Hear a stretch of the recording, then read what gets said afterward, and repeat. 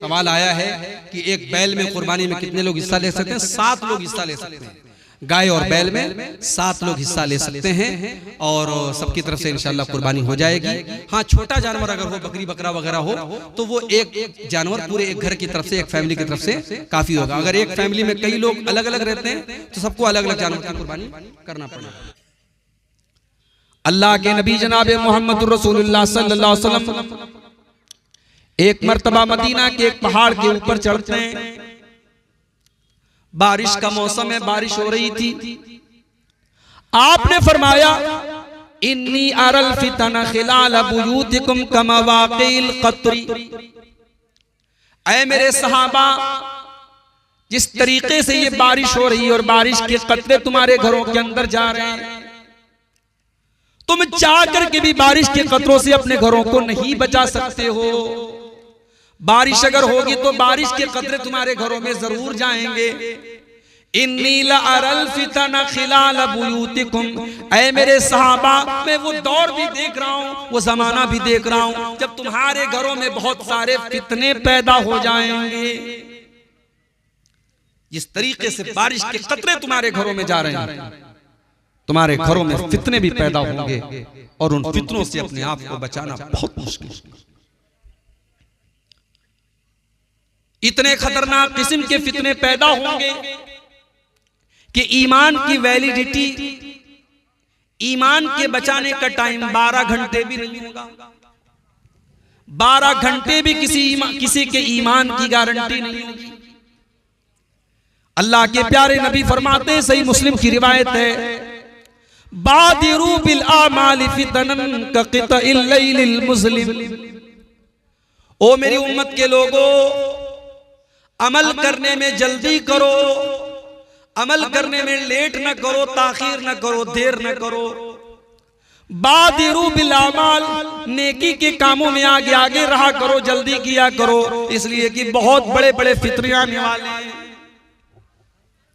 इतने सारे फितने पैदा होंगे कक़ितइल लैलिल मुज़लिम, जैसे अंधेरी रात के ऊपर सिर्फ अंधेरे ही अंधेरे नजर आते हैं। पूरे आसमान में सिर्फ अंधेरे नजर आते हैं, अंधेरे के टुकड़े नजर आते हैं। इतने फितने पैदा होंगे, तुम्हें सच्चा रास्ता नजर नहीं आएगा, तुम्हें ईमान का रास्ता नजर नहीं आएगा। युस्बिहुर रजुलु मुमिनन व युमसी काफिरा। सुबह को एक इंसान मुसलमान होगा, शाम होते होते काफिर हो जाएगा। वयुमसी मोमिनन वयुस्बिहु काफिरा, शाम को मोमिन होगा, सुबह को काफिर हो जाएगा। शाम से सुबह तक और सुबह से शाम तक ईमान बच जाएगा, इसकी गारंटी नहीं है। क्यों होगा ऐसा? क्या जान का खतरा होगा? क्या बाल बच्चों की जान को खतरा होगा? नहीं। अल्लाह के नबी आगे फरमाते हैं, यबीउदीनहु बिअरदिन मिनद दुनिया। अपने दीन को, अपने ईमान को दुनिया के चंद टकों के बदले में इंसान बेच डालेगा। अपने ईमान का सौदा कर लेगा, अपने दीन का सौदा कर लेगा। दुनिया की दौलत के बदले वो काफिर हो जाएगा, वो मुर्तद हो जाएगा। ये है कयामत के पहले का फितनों का दौर, जिस दौर में मुसलमान के ईमान की वैलिडिटी 12 घंटे भी नहीं बची। आज पूरे हिंदुस्तान से हम सुन रहे हैं, जगह जगह पर वाकयात पेश आ रहे हैं। मुसलमान लड़की गैर मुस्लिम के साथ मोहब्बत करती है, उसके साथ चक्कर चलाती है, फिर उसके साथ घर से भाग जाती है, उसके मजहब में दाखिल हो जाती है, मुर्तद हो जाती है, इस्लाम को छोड़ करके उसके मजहब में दाखिल भी हो जाती है, उसके मजहब के मुताबिक जाकर के उससे शादी भी कर लेती है। मेरे प्यारे साथियों, आज इस तरीके के वाकयात, पहले कुछ वाकयात हुआ करते थे, फिर सैकड़ों में बदल गए, फिर हजारों में बदल गए और अब तो लाखों में होने लगे। ये इस दौर का बहुत बड़ा फितना है, फितने इर्तिदाद। मुसलमान का दीन से मुर्तद हो जाना, दीन से पलट जाना, इस्लाम को छोड़ करके किसी और मजहब को कबूल कर लेना, इसको कहते हैं इर्तिदाद। और ये इस दौर के फितरों में बहुत बड़ा फर्क है। और आप ये मत समझिए कि ये सिर्फ दिल्ली और मुंबई और कलकत्ता में हो रहा है, कटिहार में भी हो रहा है, पूर्णिया में भी हो रहा है, किशनगंज में भी हो रहा है। ये इलाका छोटे छोटे बस्तियों और कस्बों में भी ये बीमारी फैल रही है और बड़ी साजिश के साथ और बड़ी गहरी प्लानिंग के साथ आज मुसलमान लड़कियों को खास तौर से टारगेट किया जा रहा है और उनको मुर्तद किया जा रहा है। मेरे प्यारे साथियों, अल्लाह कुरान में फरमाता है वत्तकू फितनतन ला तुसीबन्नल्लज़ीना ज़लमू मिनकुम खास्सा। मेरे बंदो, जब फितना आएगा तो सिर्फ खास खास लोगों के घर में नहीं आएगा। जब फितना आएगा तो नमाजी के घर भी आएगा, तहज्जुद पढ़ने वाले के घर भी आएगा, दाढ़ी रखने वाले के घर पर भी आएगा। जब फितनों का दौर आएगा तो फितने अच्छे लोगों के घर में भी आएंगे, बुरे लोगों के घर में भी आएंगे। वत्तकू फितनतन ला तुसीबन्नल्लज़ीना ज़लमू मिनकुम खास्सा। फितनों से बचो, क्योंकि फितने जब आएंगे तो सबको अपनी चपेट में लेंगे, कोई बचने वाला नहीं होगा। इर्तिदाद का फितना इस दौर का बहुत बड़ा फितना है मेरे भाई। और ये बात याद रखो, इस्लाम की जितनी दुश्मन ताकतें हैं उनका एक ही मकसद है कि मुसलमान कैसे मुर्तद हो जाए। वो आपको मिटाना नहीं चाहते, वो चाहते हैं कि आप रहें मगर इस्लाम से दूर रहें आप। या तो इस्लाम से पूरा पूरा निकाल दे या सिर्फ नाम के मुसलमान रहे, हरकतें सारी आपकी जो है कुफ्र वाली हो, शिर्क वाली हो, आपको अमलन वो मुर्तद और काफिर बना दे, मुशरिक बना दे। यही उनका प्लान है। इसीलिए अल्लाह कुरान के पहले पारे में कहता है वलन तरदा अनकल यहूद वलन नसारा हत्ता तत्तबिया मिल्लतहुम। ऐ नबी, ये यहूदी आपसे कभी खुश नहीं हो सकते, ये ईसाई कभी आपसे खुश नहीं हो सकते जब तक आप उनके तरीके की पैरवी न करेंगे, जब तक आप इस्लाम को छोड़ करके, शरीयत को छोड़ करके उनको फॉलो न करने लगेंगे। जब तक आप इस्लाम को छोड़ नहीं देंगे वो हार मानने वाले नहीं हैं। उनकी एक ही प्लानिंग है कि कैसे हमें और आपको मुर्तद बना दें। कुरान के दूसरे पारे में अल्लाह फरमाता है वला यज़ालूना युकातिलूनकुम हत्ता यरुद्दूकुम अन दीनिकुम। ओ लोगो, ये काफिर तुमसे लड़ाई करते रहेंगे, ये तुमसे जंग करते रहेंगे जब तक ये तुमको मुर्तद न बना दे, जब तक ये तुमको इस्लाम से न निकाल दे। और आगे अल्लाह ने बड़ी खतरनाक वार्निंग दी, वमन यर्तदिद मिनकुम अन दीनिही फयमुत वहुवा काफिरुन फउलाइका हबितत अमालुहुम फिद दुनिया वल आखिरह। जो इंसान मुर्तद हो जाए, इस्लाम को छोड़ दे, ईमान से निकल जाए और उसी हालत में उसका इंतकाल हो जाए, उसकी मौत हो जाए, उसकी कोई नेकी उसके काम आने वाली नहीं है। मुर्तद हो गया, सारी नेकियां बर्बाद, हज बर्बाद, उम्रे बर्बाद, उसकी सारी नेकियां बर्बाद हो जाएंगी, उसकी कोई नेकी अल्लाह के काम आने वाली नहीं। वउलाइका अस्हाबुन नार हुम फिहा खालिदून। जो मुर्तद हो जाए और उसी हालत में उसकी मौत हो जाए तो वो हमेशा हमेशा जहन्नम में रहेगा, वो कभी जहन्नम से निकलने वाला नहीं है। यह है इर्तिदाद। और आप जानते हैं अल्लाह के नबी ने एक हदीस में नक्शा खींचा है मुसलमानों की हालत का, और ऐसा नक्शा खींचा है अल्लाह के नबी सल्लल्लाहु अलैहि वसल्लम ने, ऐसा लग रहा है कि अल्लाह के नबी देख रहे हैं कि मुसलमानों के साथ क्या होने वाला है। अबू दाऊद की रिवायत है, अल्लाह के नबी फरमाते हैं यूशिकुल उमम अन तदा अलैकुम कमा तदा लकलतु इला कसातिहा। वो जमाना बहुत करीब आने वाला है जब दुनिया की सारी कौमें तुम पर टूट पड़ेंगी। जिस तरीके से दस्तरखान पर लोग लाइन लगा के खाते हैं, कुछ लोग दस्तरखान पे खा रहे हैं, कुछ लोग वेटिंग में खड़े हैं और खाने वाले के जल्दी जल्दी खा रहे हैं कि हम खा ले तो तुम आके खा लो। ऐ मुसलमानों, तुम्हें मारने के लिए, तुम्हें जलील करने के लिए, तुम्हें रुसवा करने के लिए दुनिया की सारी कौमें टूट पड़ेंगी, वो आपस में कंपटीशन करेंगी, मुकाबला करेंगी। कोई दोस्त नहीं है तुम्हारा, सब दुश्मन हो जाएंगे तुम्हारे। सहाबा ने पूछा, अल्लाह के नबी, क्या उस वक्त हमारी तादाद कम हो, हमारी संख्या कम हो? आपने फरमाया, नहीं, बल अंतुम यौमइज़िन कसीर, तादाद बहुत होती। आज मुसलमान दुनिया में अरबों की तादाद कम नहीं। वलाकिन्नकुम गुसाउन का गुसाइस सैल, लेकिन तुम पानी के ऊपर जो झाग होता है, जो सैलाब के ऊपर जो बुलबुले होते हैं, जो झाग होते हैं, तुम झाग की तरह हो जाओ। झाग, बुलबुला, जिसकी कोई वैल्यू नहीं होती, कोई हैसियत नहीं होती, मुसलमानों तुम उस तरीके से। अल्लाह तबारक व तआला दुश्मनों के दिलों से तुम्हारे रोब दबदबा को, तुम्हारे डर को, तुम्हारे भय को निकाल देगा और तुम्हारे दिलों में अल्लाह तबारक व तआला कमजोरी डाल देगा, वहन डाल देगा। सहाबा ने पूछा, अल्लाह के नबी कौन सी कमजोरी डाल देगा? आपने फरमाया, हुब्बुद दुनिया व कराहियतुल मौत, तुम्हें दुनिया से बहुत प्यार हो जाएगा, दुनिया से बहुत मोहब्बत हो जाएगी और मौत से बहुत ज्यादा कराहियत करने लगोगे। मौत तुम्हें नापसंद हो जाएगी और दुनिया बहुत महबूब हो जाएगी। ये बहुत बड़ी बीमारी है जो अल्लाह तुम्हारे दिल में डाल देगा। आज आप गौर कीजिए मेरे भाई, यानी आज वो हालात हैं कि हमें अपनी कौम की लड़कियों को ये बताना पड़ रहा है कि इस्लाम बहुत अच्छा दीन है, तुम इस्लाम को छोड़ के मत जाओ, तुम मुर्तद मत हो। हमें आज अपनी कौम की बेटियों को ये बताना पड़ रहा है। क्या इससे बढ़ के शर्म की कोई बात हो सकती है मेरे भाई? पूरी तारीख में शायद ऐसा दौर कभी ना आया हो जो दौर आज हम और आप देख रहे हैं। मुसलमान घर की लड़की, नकाब पहन के निकलने वाली लड़की।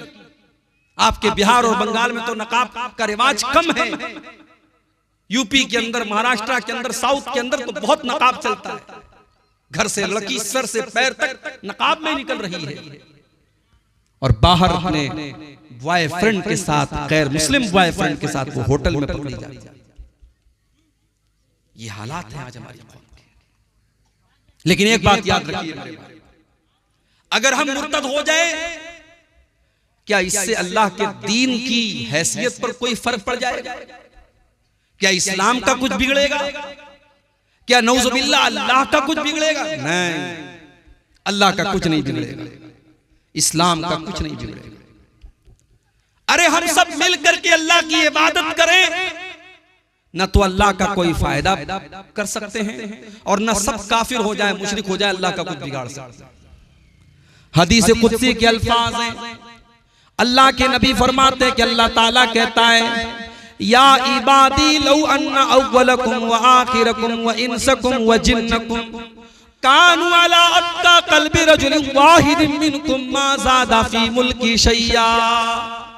ऐ मेरे बंदो, सारे के सारे इंसान और सारे के सारे जिन्नात, जितने पहले पैदा हुए, जितने बाद में पैदा हुए, सब के सब अगर मुत्तकी बन जाएं, परहेजगार बन जाएं, अल्लाह से डरने वाले बन जाएं, तब भी मेरी हुकूमत में कोई बढ़ोतरी करने वाले, कोई इजाफा करने वाले, कोई ज्यादती करने वाले नहीं है।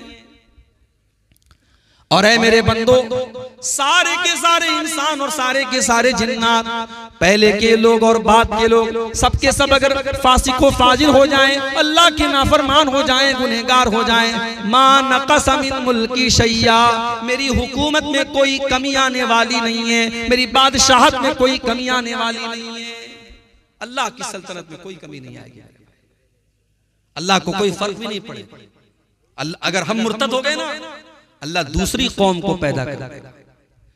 अल्लाह ने फरमाया सूरह मायदा की आयत नंबर 54 में, 54 नंबर की आयत, या अय्युहल्लज़ीना आमनू, ऐ ईमान वालो, मैं यर्तद मिनकुम अन दीनिही, जो तुम में से इस्लाम को छोड़ करके पलट जाएगा, जो मुर्तद हो जाएगा, जो इस्लाम को छोड़ देगा, फसौफा यातिल्लाहु बिकौमिन युहिब्बुहुम व युहिब्बूनहु, अल्लाह ताला ऐसी कौम को पैदा करेगा जिनसे अल्लाह मोहब्बत करेगा और वो भी अल्लाह से मोहब्बत करेंगे। अज़िल्लतिन अलल मुमिनीन अइज़्ज़तिन अलल काफिरीन, वो मोमिनों के ऊपर बड़े नरम होंगे और काफिरों के ऊपर बड़े सख्त होंगे। अल्लाह ऐसी कौम को पैदा करेगा। युजाहिदून फी सबीलिल्लाह, वो अल्लाह की राह में जिहाद करेंगे, वला यखाफून लौमत लाइम, और वो किसी की परवाह नहीं करेंगे, किसी के बुरा भला कहने की, किसी की मलामत करने की परवाह नहीं करेंगे। अगर हम मुर्तद हो गए, अल्लाह को कोई फर्क नहीं पड़ेगा। फर्क पड़ेगा तो हमें पड़ेगा। जो इंसान मुर्तद हो जाएगा वो दीन से भी जाएगा और दुनिया से भी जाएगा। अगर इस्लामी हुकूमत है तो मुर्तद की सजा सजाए मौत है। अल्लाह के नबी फरमाते हैं, सही बुखारी की रिवायत, मन बद्दल दीनहु फक्तुलूहु। इस्लामी हुकूमत के अंदर अगर कोई मुसलमान मुर्तद हो जाए, उसकी सजा सजाए मौत है। अब कोई कह सकता है कि साहब आप तो कहते हैं कि इस्लाम में बड़ी आजादी है, इस्लाम में राय की आजादी है, ओपिनियन की आजादी है, अकीदे की आजादी। कहां आजादी है? इस्लाम तो कह रहा है अगर तुम मुर्तद हो गए तो तुम्हारी गर्दन मार दी जाएगी। इस्लाम तो बड़ा कट्टर दीन है। देखो, आजादी की भी एक सीमा होती है। इस्लाम यह कहता है कि अगर आप इस्लामी हुकूमत के अंदर गैर मुस्लिम बन के रहना चाहते, कोई प्रॉब्लम नहीं। इस्लामी हुकूमत के अंदर कोई ईसाई है, कोई यहूदी है, कोई हिंदू है, कोई किसी भी मजहब का मानने वाला है, कोई प्रॉब्लम नहीं। लेकिन हां, इस्लाम यह कहता है कि जब आपने इस्लाम कबूल कर लिया, जब आप इस्लाम के दायरे के अंदर आ गए, तो अब सोच समझ करके आइए। अब आने के बाद आपको रिटर्न जाने की इजाजत नहीं।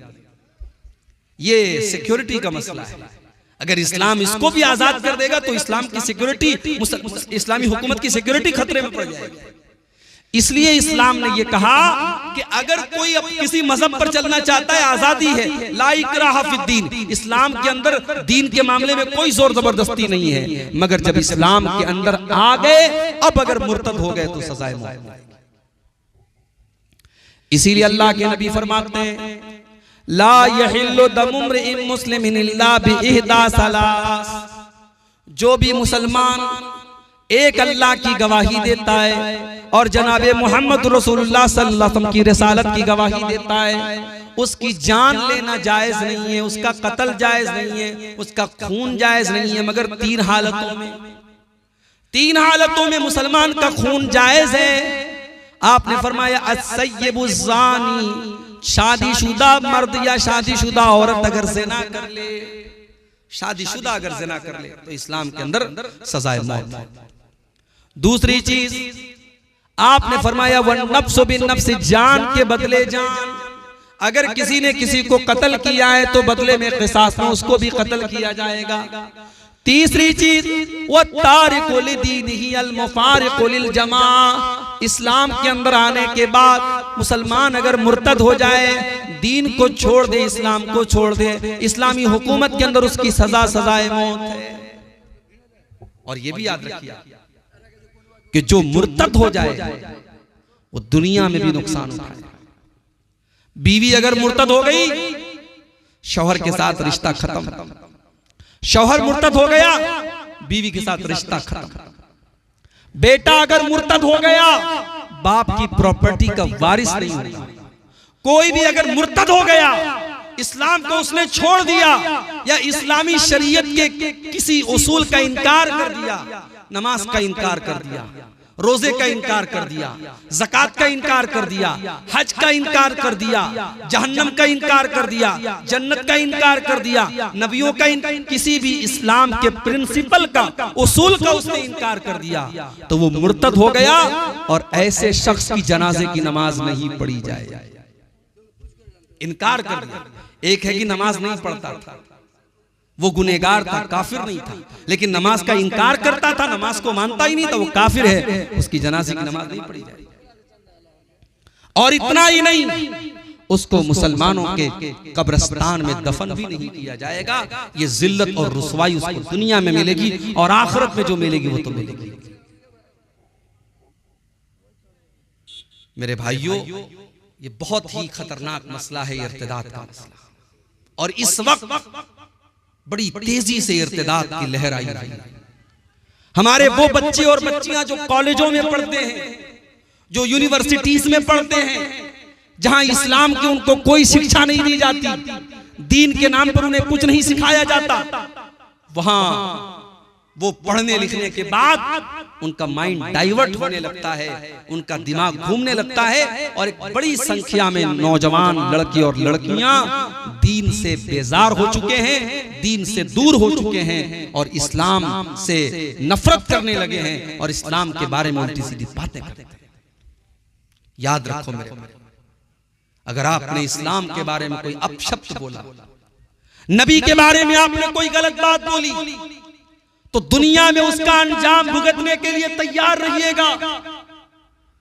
अल्लाह के नबी के पास एक ईसाई आया, उसने कहा मैं मुसलमान होना चाहता हूं, कलमा पढ़ लिया उसने, पढ़ा लिखा था। अल्लाह के नबी ने कहा तुम पढ़े लिखे हो, चलो तुमको एक काम दे देता हूं, मेरे ऊपर जब कुरान की आयतें नाजिल होंगी तो तुम उनको लिखने का काम करना। बुखारी के अल्फाज है, वो अल्लाह के नबी के ऊपर नाजिल होने वाली आयतों को लिखने लगा। कुछ दिन तक उसने कुरान को लिखा, उसके बाद वो मुर्तद हो गया, दोबारा ईसाई बन गया, दोबारा क्रिश्चियन बन गया। जब वो ईसाई बन गया, उसने अपनी कौम के लोगों से कहना शुरू कर दिया, मा यदरी मुहम्मदुन इल्ला मा कतबतु लहू, अरे मोहम्मद को तो कुछ नहीं आता, मोहम्मद को तो उतना ही आता जितना मैंने लिख के दिया है। नऊज़ु बिल्लाह, उसने अल्लाह के नबी के ऊपर ये इल्जाम लगाया कि अल्लाह के नबी को कुछ नहीं आता, उतना ही आता है जितना मैंने लिख के दिया है। उसने बार बार ये जुमला अल्लाह के नबी के बारे में कहना शुरू कर दिया।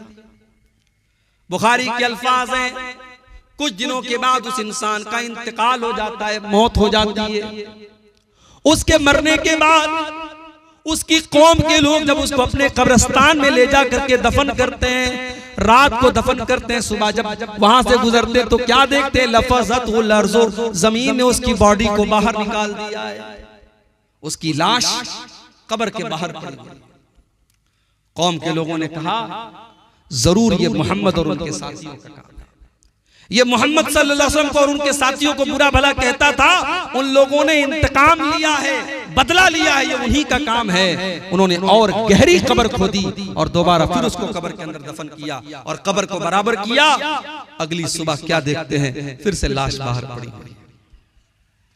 फिर यही बात कहते हैं कि लग रहा है ये मोहम्मद और उनके साथियों का काम है, वो दुश्मनी निभा रहे हैं और गहरी कब्र खोदते हैं, जितनी गहरी खोद सकते थे, और फिर उसको जमीन के अंदर डाल देते हैं। लेकिन मेरे भाइयों, तीसरे दिन फिर उसकी लाश कब्र के बाहर पड़ी रहती है। वो समझ जाते हैं ये इंसान का काम नहीं है, ये अल्लाह का काम है, ये उस रब का काम है जिस रब के नबी को इसने गालियां दी थी और जिस रब की शरीयत से इसने बगावत की थी। उसकी कौम के लोग फिर उसको जमीन में दफनाते नहीं हैं और उसको वैसे ही फेंक के चले आते हैं। मेरे प्यारे साथियों, नबी का गुस्ताख, इस्लाम का गुस्ताख, कुरान का गुस्ताख जो आज गालियां दे रहे हैं कुरान को और नबी को, आप यकीन रखिए अल्लाह का वादा है, इन्ना कफैनाकल मुस्तहज़ीन, ऐ नबी आपका मजाक उड़ाने वालों के लिए हम काफी हैं। जो लोग आज इस्लाम का और नबी का मजाक उड़ाते हैं वो एक न एक दिन या तो हिदायत पाएंगे या अपने अंजाम तक पहुंचेंगे।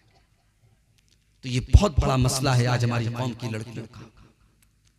सबसे पहली बात तो आप यही याद रखिए कि कोई भी मुसलमान मर्द किसी काफिर औरत से शादी नहीं कर सकता और कोई मुसलमान लड़की किसी काफिर मर्द से शादी नहीं कर सकती। वो निकाह होगा ही नहीं, अगर वो शादी कर भी ले वो ज़िना होगा। कुरान का दूसरा पारा खोलो, अल्लाह फरमाता है वला तनकिहुल मुशरिकाति हत्ता युमिन्ना, ऐ मुसलमानों तुम किसी मुशरिका औरत से शादी न करना, किसी ऐसी औरत से शादी न करना जो शिर्क करती हो, हत्ता युमिन्ना, जब तक वो मुसलमान न हो जाए। वला अमतुम मोमिनतुन खैरुम मिन मुशरिकतिन वलौ आजबतकुम, ओ मुसलमानों तुम्हारे लिए एक मुसलमान लौंडी बेहतर है एक काफिर औरत के मुकाबले में। तुम लौंडी के साथ निकाह कर लो वो चलेगा, लेकिन तुम मुशरिका औरत से शादी न करना। वला तुनकिहुल मुशरिकीन हत्ता युमिनू, और ऐ मुसलमानों, मुसलमान लड़कियों के बाप, ऐ मुसलमान लड़कियों के गार्जियन, तुम अपने लड़कियों की शादी किसी गैर मुस्लिम मर्द के साथ न करना, हत्ता युमिनू, जब तक वो मुसलमान न हो जाए। आजकल बड़ा मसला चल रहा है, एक फिल्म बनी है केरला स्टोरी। आजकल एक नया तरीका चला है मुसलमानों के खिलाफ नफरत परोसने का फिल्मों के जरिए, और हैरत तो हमें अपने मुल्क की अदालतों पर है जो इस तरीके की फिल्मों को पास कर देती है और कहती है साहब इसमें कोई हर्ज की बात नहीं, सच्चाई दिखाई। फिल्म का डायरेक्टर फिल्म के अंदर यह दिखाता है कि 3000 गैर मुस्लिम लड़कियों को मुसलमान बनाया गया और फिर उनको कौन सी तंजीम, आईसिस जो दहशतगर्द तंजीम है, आतंकवादी संगठन है, उसके अंदर उनको शामिल होने के लिए मजबूर किया गया। फिल्म के अंदर ये दावा किया जाता है और जब कोर्ट में केस दायर किया जाता है कि ऐसा तो कुछ हुआ नहीं, तो डायरेक्टर कहता है कि हाँ 1 या 2 केस ऐसा मिला था, 1 या 2 केस ऐसा मिला था रियल में, और फिल्म के अंदर दिखा दिया गया 3000 केस। और फिल्म का नतीजा ये निकल रहा है कि फिल्म देख करके जो लोग निकल रहे हैं, लड़की और लड़कियां, वो निकल करके पानी पी पी करके मुसलमानों को गालियां दे रहे हैं, मुसलमान लड़कियों को गालियां दे रहे हैं, मुसलमान औरतों मर्दों को गालियां दे रहे हैं। ये इस मुल्क में धीरे धीरे अब ये माहौल पैदा हो रहा है। फिल्मों के जरिए नफरत को परोसो, फिल्मों के जरिए डाइवर्ट करो, लोगों को डिवाइड करो, लोगों के दिलों में एक दूसरे के खिलाफ नफरत के बीज बो दो। आज ये तरीका भी चल चुका है मेरे भाइयों। लव जिहाद, एक बड़ा नारा दिया गया कि साहब लव जिहाद हो रहा है।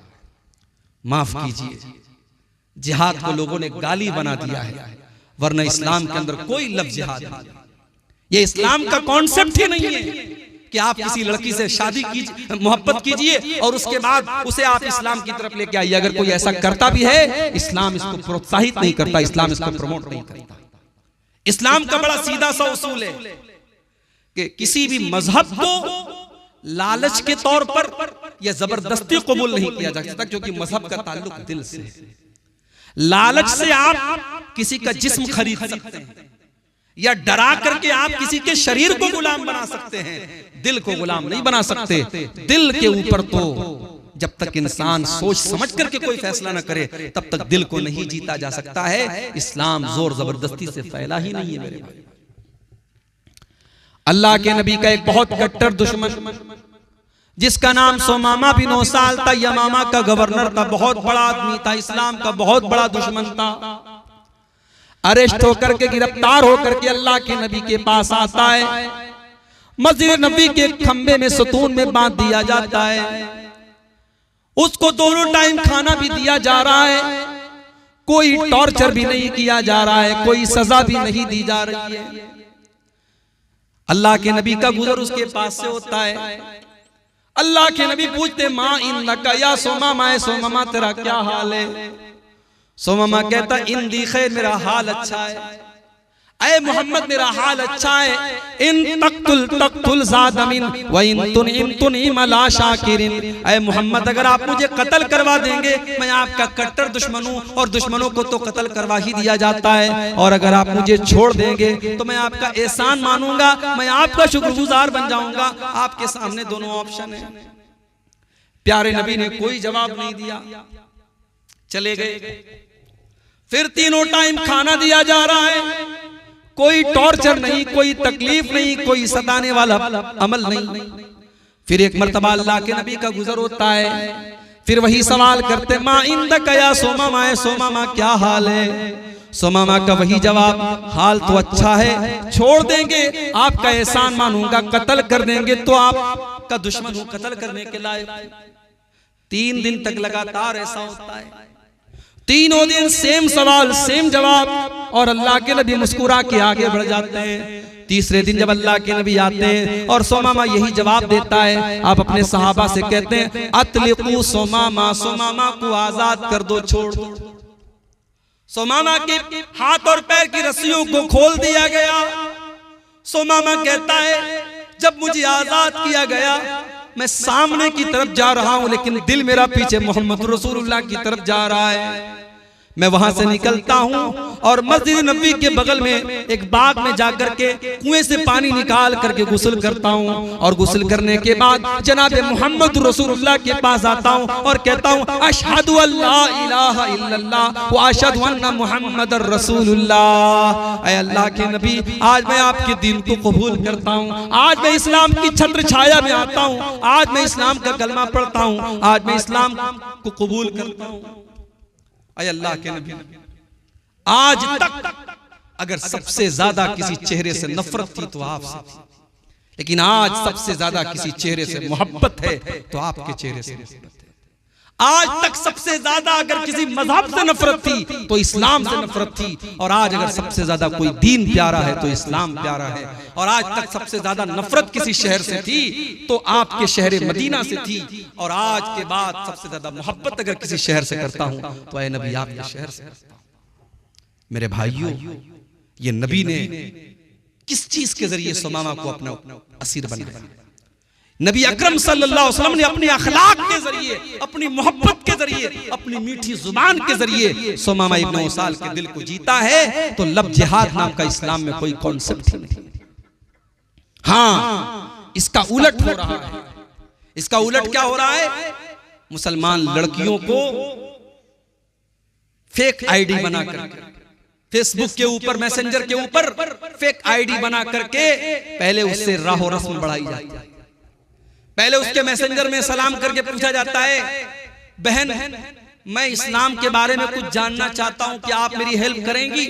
ये बेचारी लड़की जिसने इस्लाम के बारे में कुछ पढ़ा भी नहीं, कुछ जाना भी नहीं, इसको लगा कि एक गैर मुस्लिम मुझसे इस्लाम के बारे में पूछ रहा है, ये फटाफट इस्लाम की तबलीग करने लगती है, उसको इस्लाम के बारे में बताने लगती है, ये बहुत बड़ी मुबल्लिगा बन जाती है। फिर उसके बाद धीरे धीरे बात आगे बढ़ती है। फिर सामने वाला कहता है, आप बड़ी अच्छी बातें करती हैं, कि आपका व्हाट्सएप नंबर मिल सकता है, आपका मोबाइल नंबर मिल सकता है? फिर धीरे धीरे वो व्हाट्सएप नंबर लेता है, फिर तस्वीर मांगता है, फिर कॉल पर बातें करता है, फिर कभी चेहरे की तारीफ करता है, फिर कभी आवाज की तारीफ करता है, फिर धीरे धीरे मिलने पर उकसाता है। जब मिलता है तो फिर बदकारी और ज़नाकारी पर उकसाता है, और जब एक बार ज़नाकारी और बदकारी कर लेता है, उसका वीडियो बनाता है, उसको ब्लैकमेल करता है, और उस लड़की को जब तक पूरी तरीके से अपने जाल में न फंसा ले और उसकी इज्जत को खराब न कर दे, उसको मुर्तद न बना दे, तब तक उसको नहीं छोड़ता है। आप यकीन करेंगे मेरे भाई, ऐसे भी केस आए। लड़की मुसलमान थी, इस तरीके से किसी के जाल में फंस गई, उसने उसको होटल पे बुलाया, जिनाकारी और बदकारी के लिए उसके साथ तैयार हुआ और उसका वीडियो बनाया, और जिनाकारी के दौरान उस लड़की की जुबान से उसने अल्लाह को गालियां दिलवाई हैं, रसूल को गालियां दिलवाई हैं, कुरान को गालियां दिलवाई हैं। ऐसे भी वीडियोस आए हैं और ऐसे भी केस आए हैं मेरे प्यारे साथियों। ये हालात हैं हमारी कौम के। सवाल ये है, इसको हम कंट्रोल कैसे करें? इसका रीजन क्या है? क्यों ऐसे हालात पैदा हो रहे हैं? तो सबसे पहली चीज जो मुझे समझ में आती है, इश्क का जो भूत है, पहले इसको उतारना पड़ेगा। मैं अपनी बहनों से कहना चाहूंगा, इस्लाम में इश्क नाम की कोई चीज नहीं। जिसको तुम इश्क समझती हो, मोहब्बत समझती हो, वो हवस है, वो अट्रैक्शन है और कुछ नहीं। इस्लाम के अंदर मोहब्बत सिर्फ एक होती है जो निकाह के जरिए वजूद में आती है, जो बीवी शौहर से करती है, शौहर बीवी से करता है, जो हलाल मोहब्बत है, जो जायज मोहब्बत है, जिस मोहब्बत में कोई रुकावट नहीं है, जिस मोहब्बत में कोई एतराज नहीं है, जिस मोहब्बत के ऊपर कोई ऑब्जेक्शन नहीं है, ये वो मोहब्बत है जो अल्लाह ताला मियां बीवी के दिल में डालता है। अल्लाह ने कुरान में क्या फरमाया, वमिन आयातिही अन खलक़ लकुम मिन अनफुसिकुम अज़वाजन लितस्कुनू इलैहा व जअल बैनकुम मवद्दतन व रहमा। मेरे बंदो, अल्लाह ताला की बहुत बड़ी निशानी ये भी है कि उसने तुम्हारे लिए तुम्हारी बीवियों को बनाया जिनसे तुम्हें सुकून हासिल होता है, और अल्लाह ताला ने मियाँ बीवी, शौहर और बीवी के दिल में एक दूसरे की मोहब्बत पैदा कर दी और रहमत पैदा कर दी। ये सच्ची मोहब्बत होती है जो अल्लाह ताला निकाह के जरिए पैदा करता है।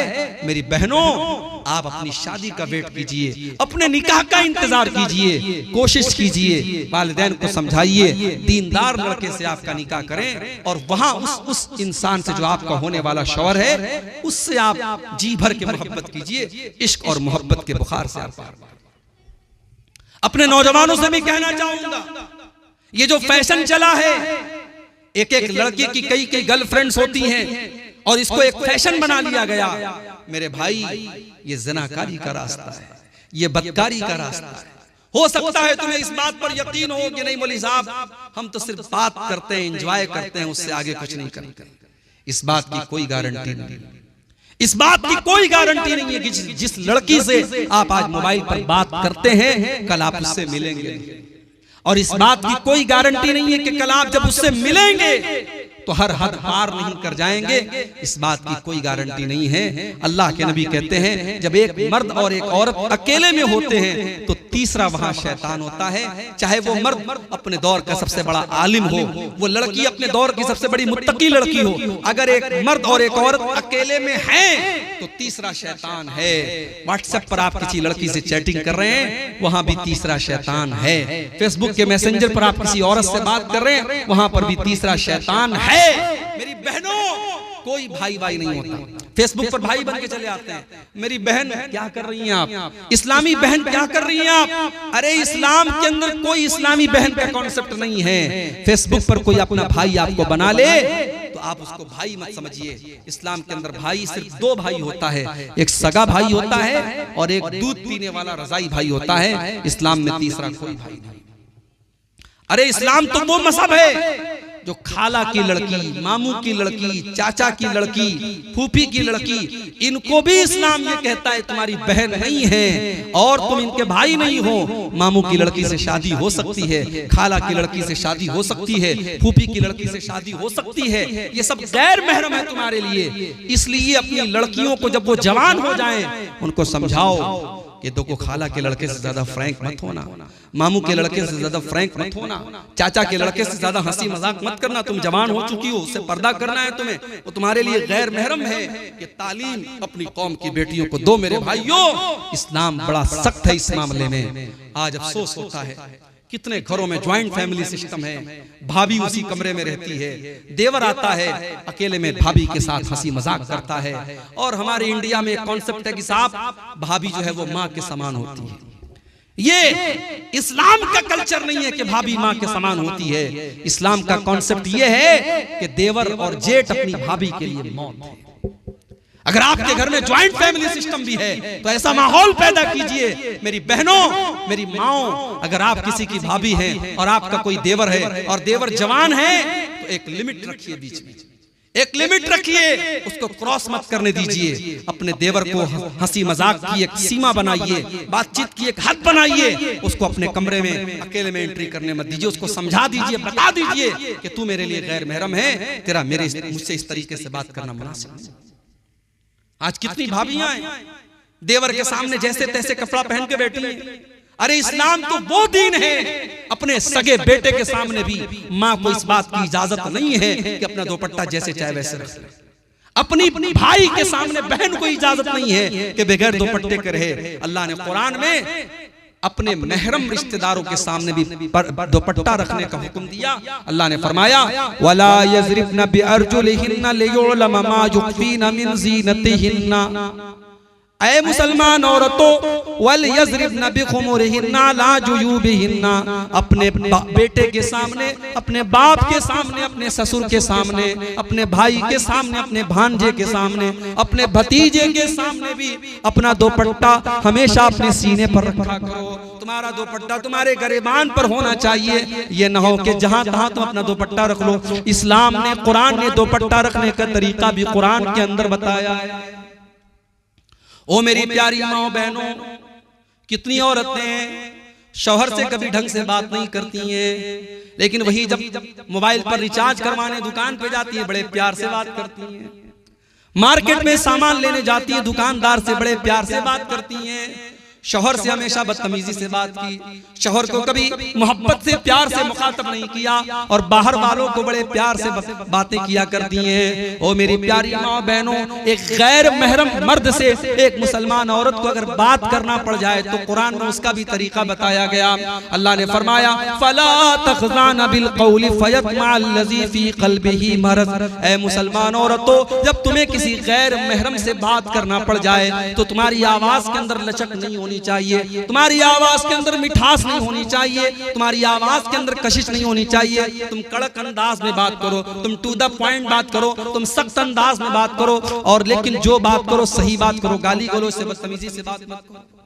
यह है इस्लाम। इसलिए इस पर हमें और आपको तवज्जो देने की जरूरत है। मैं अपनी बहनों से कहना चाहूंगा कि इस्लाम की इन तालीमात को अपनाओ। अपने लिबास को इस्लामी लिबास बनाओ। आज अफसोस की बात है, ऐसे कपड़े मुसलमान घरों में पहने जा रहे हैं, ऐसी साड़ियां मुसलमान औरतें पहन रही हैं, ऐसे कपड़े मुसलमान लड़कियां पहन रही हैं जिन कपड़ों से उनका शरीर झलकता है, जो ट्रांसपेरेंट कपड़े हैं। पूरी आस्तीन नजर आ रही है, पूरी पीठ नजर आ रही है, पूरा पेट नजर आ रहा है, सीना नजर आ रहा है, जिस्म के आज़ा नजर आ रहे हैं। ये बेहूदगी, ये बदतमीजी, ये बेहयाई आज मुसलमान लड़कियों के अंदर भी पैदा हो रही है। और मुझे तो हैरत होती है उस भाई के ऊपर जो अपनी बहन के लिए ऐसा कपड़ा पसंद करता है, उस शौहर के ऊपर जो अपनी बीवी के लिए ऐसा कपड़ा पसंद करता है, उस बाप के ऊपर जो अपनी बेटी के लिए ऐसा कपड़ा पसंद करता है।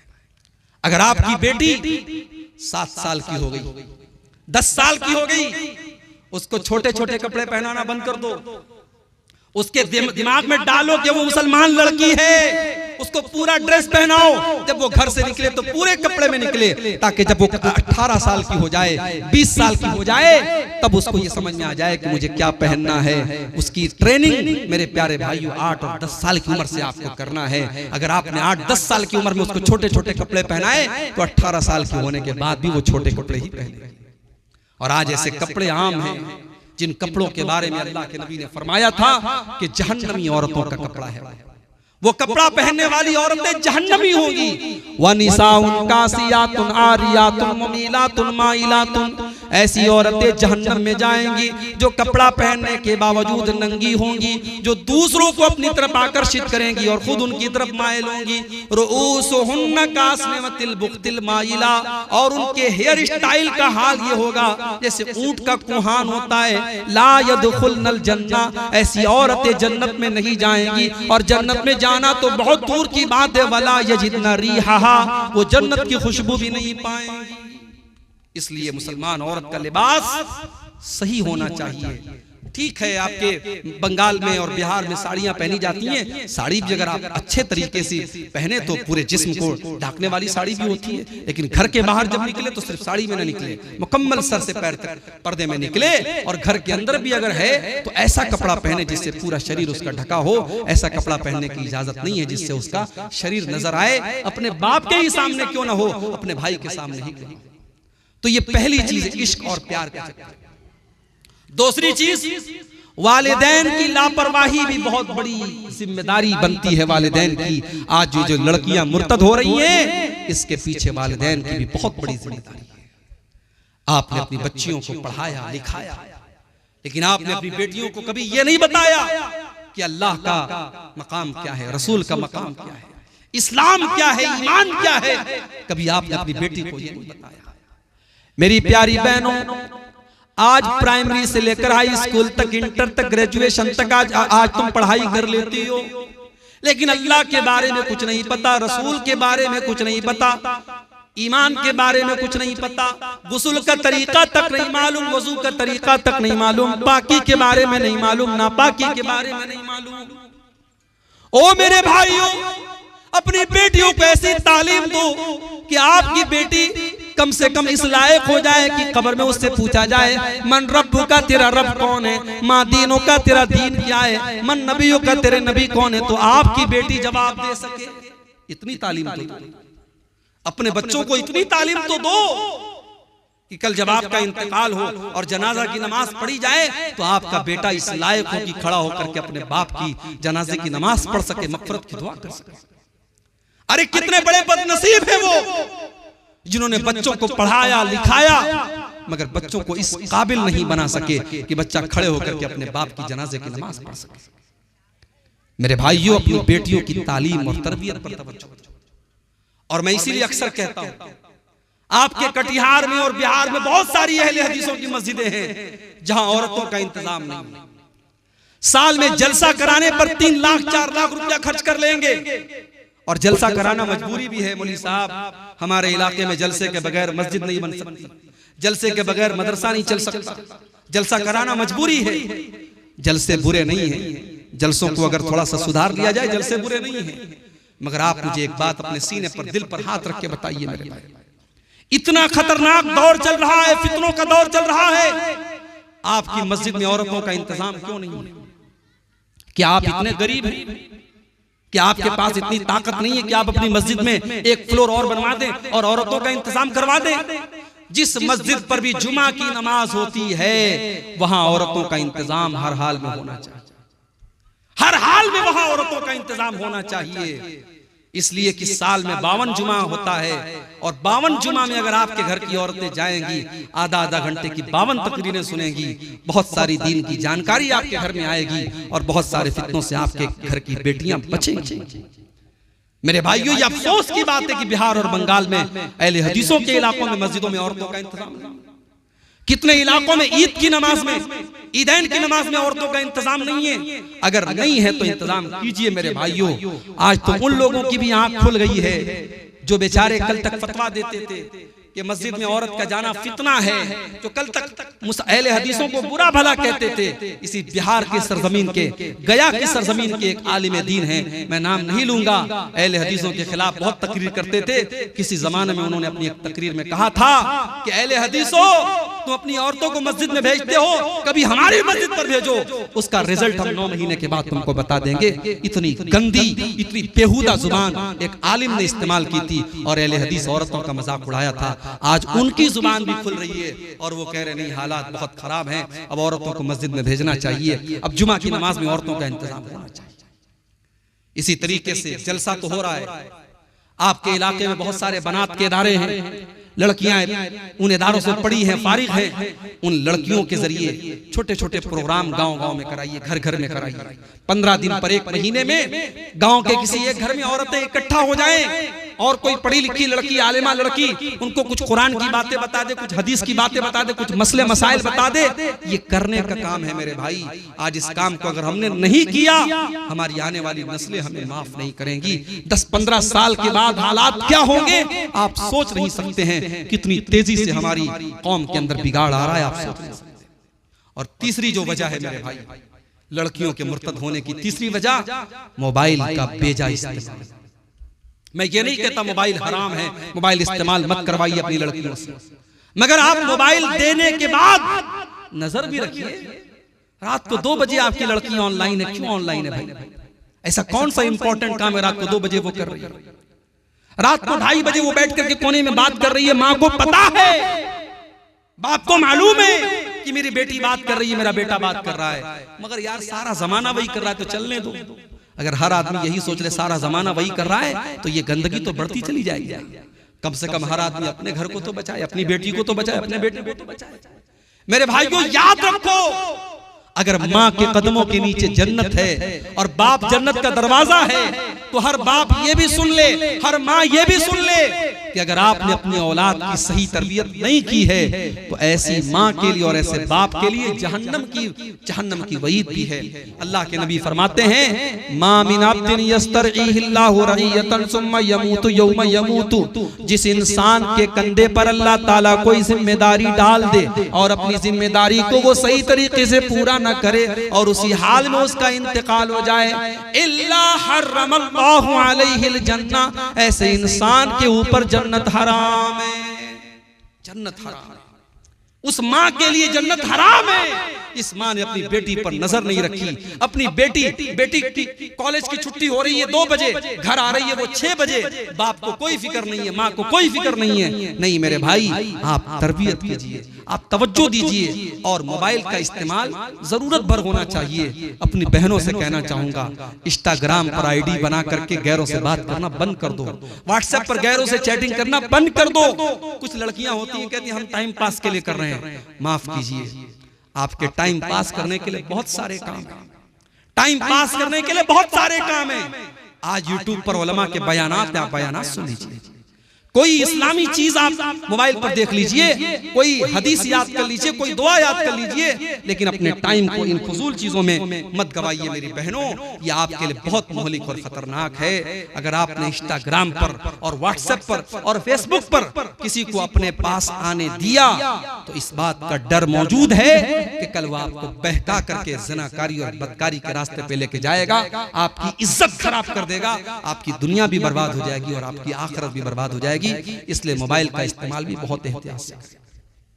इसी तरीके से मेरे भाइयों, फितनों के इस दौर में हमारी और आपकी एक जिम्मेदारी और भी है, और वो ये है कि हम अपने घर के माहौल को दीनदार बनाएं। हम पहले खुद अपने आप को नेक बनाएं। हम जब नमाजी बनेंगे हमारे बच्चे भी नमाजी बनेंगे। जब माँ खुद पर्दादार होगी तो उसकी बेटी भी पर्दादार होगी। लेकिन जब माँ खुद बेहया होगी तो बेटी को क्या हया का सबक सिखाएगा। जब बाप खुद एक टाइम की नमाज नहीं पढ़ेगा बच्चों को क्या नमाजी बनाएगा। पहले अपने आप को सुधार लो मेरे भाई। बच्चों की बेहतरी चाहते हो कि नहीं चाहते? आज लोग अपनी औलाद के लिए इन्वेस्टमेंट करते हैं, जमीन खरीदते हैं, जायदाद खरीदते हैं, क्या क्या करते हैं। मैं एक काम आपसे करवाना चाहता हूं अपनी औलाद के लिए। बोलो करोगे कि नहीं करोगे? सिर्फ एक काम। अगर अपनी औलाद का भविष्य चाहते हो, अपनी औलाद का बेहतर भविष्य चाहते हो, एक काम कर लो। आज की पूरी तकरीर का खुलासा है, बस एक काम कर लो। क्या करना है? अपने आप को नेक बना लो। अपने आप को नेक बना लो मेरे भाई। मैं गारंटी देता हूं अगर हम नेक बन गए हमारी आने वाली औलाद अल्लाह उसकी हिफाजत करेगा। कुरान का 16वां पारा उठाओ। अल्लाह ताला ने वाकया बयान किया हजरत मूसा अलैहिस्सलाम का और हजरत खजीर अलैहिस्सलाम का। दोनों जा रहे थे, एक गांव से गुजर हुआ। गांव वाले बड़े बखील थे।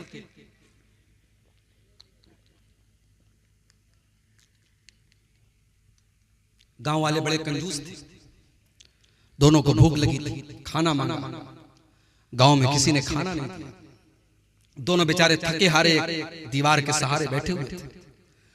अचानक हजरत खजिर ने देखा कि एक मकान की दीवार गिरने वाली है। हजरत खजिर बॉडी बिल्डर आदमी थे, खड़े हुए और अपने हाथ से दीवार को ठीक कर दिया।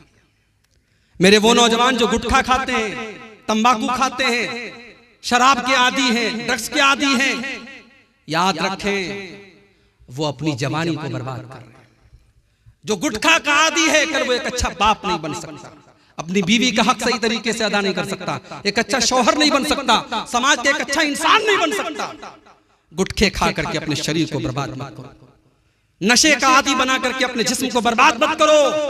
अपने माल को और अपने शरीर को बर्बाद मत करो मेरे भाई। हजरत खजिर की तरह बॉडी बिल्डर बनो, हजरत मूसा की तरह बॉडी बिल्डर बनो। हजरत खजिर ने अकेले वो दीवार ठीक कर दी। जब वो दीवार ठीक कर दी तो हजरत मूसा को बड़ा गुस्सा आया। उन्होंने कहा कि आपने दीवार क्यों ठीक कर दी? तो बड़े कंजूस लोग थे, इन्होंने हमें खाना तक नहीं पूछा और आपने इनकी दीवार ठीक कर दी, आपको पैसा ले लेना चाहिए था। तो हजरत खजिर ने उसका जवाब दिया, कहा कि वो दीवार दो यतीम बच्चों की दीवार थी। वो अम्मल जिदारु फकाना लिगुलामैन यतीमैन फिल मदीना।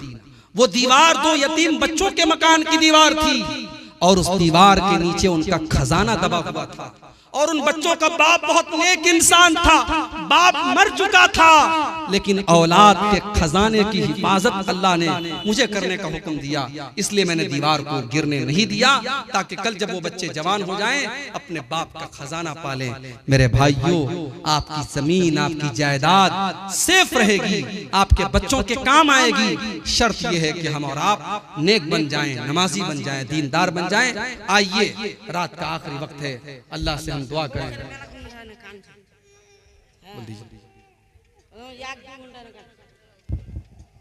हेलो, एक छोट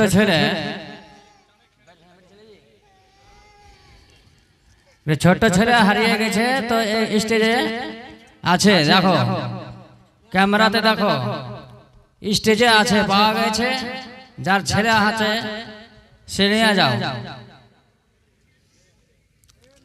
बहरहाल मेरे भाइयों, ये चंद बातें थी फितने इर्तिदाद के ताल्लुक से।